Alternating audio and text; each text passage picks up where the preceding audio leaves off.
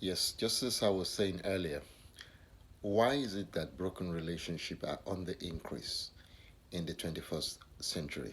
I was just trying to make a point. I think I went on with that clips for longer, and it didn't actually load some of the points that I was trying to emphasize there. So I was saying something about women. Women need that constant communication. They need reassurance.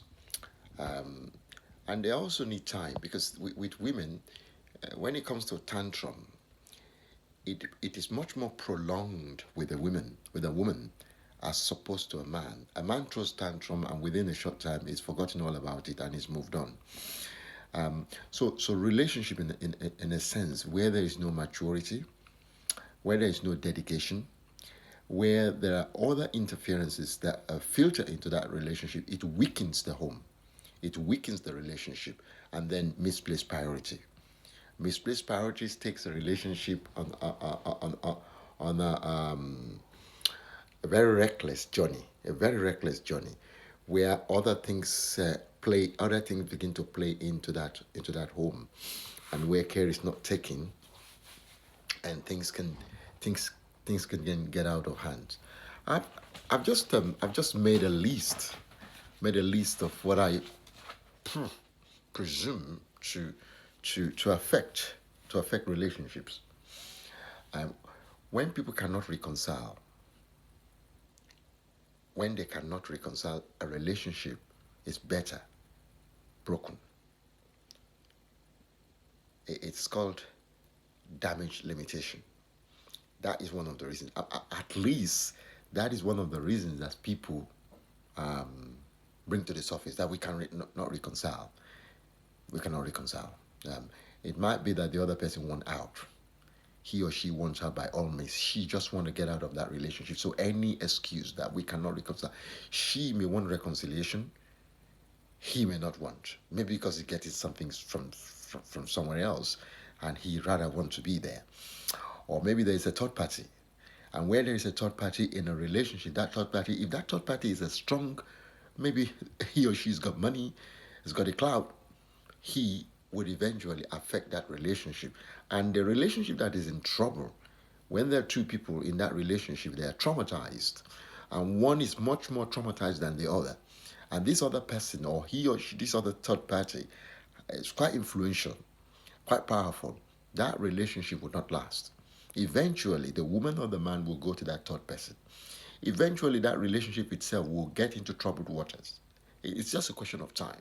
So that's one point. Now, a relationship also can come to an end uh, as a result of wanting to maintain or sustain peace. When you want peace, it is better if you cannot reach a compromise in a relationship that you would go on your separate ways to sustain peace, law, and order. We know people who have killed each other. We know people who have taken each other's life. When a relationship by force, they had to stay together, they had to weather the storm. That is not good. Okay? And also, a relationship breaks down when the foundation is not there. When the foundation is not there from the word go, you come together. It was fantasy. It was the thing of the moment. Oh, all this and then you rush into that relationship. There's no foundation. It's a misplaced priority. You know, when you have a misplaced priority, there's no foundation. That relationship eventually would collapse. Would collapse. Lack of trust. Where there is no trust in a relationship, maybe there was trust there to start with, and as time went on, that dwindled. The relationship would not last. It wouldn't last, and there is no trust. It's like entering when you engage in a business with somebody and you don't trust that person and you are in a business together. Honestly, eventually the business will collapse. There's no two way about it, unless otherwise there is an interference. There's somebody in that can come and draw both of you together. Okay, I'll make this point, and I'll try and stop this to load it so that and we don't miss the crucial points here. Weaknesses of the individuals. If an individual is very, very weak, is very, very substandard, very weak in that relationship, maybe they've had things in their lives, and the other person is strong, that relationship, if care is not taken, it will collapse. Okay, external influence. External influence. If you in your relationship talk to somebody about what's going on, that person may take advantage. He or she may take advantage of of your relationship. He or she may be strong in their own relationship. I mean, I've known situation where a man, which I've written a book about. His name is Paul. He's married.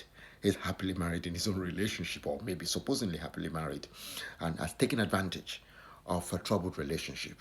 And he has used his power and influence to make sure that relationship completely collapse for to his own advantage.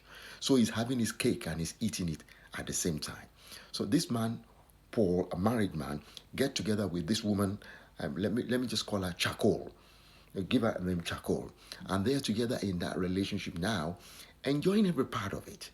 But and the longer and that relationship between them started many some years back, gradually eating into each other, because Paul, the man in that other relationship, had opened his mouth and had said things, and it had allowed the third person in. So weaknesses, when you're a weak person, especially men, if you are weak, if you are not the kind of person that can control yourself, somebody else on the fringe of that would enter, and they will squeeze you or push you to one side and take over under your watchful nose. What supposedly belong to you will be taken.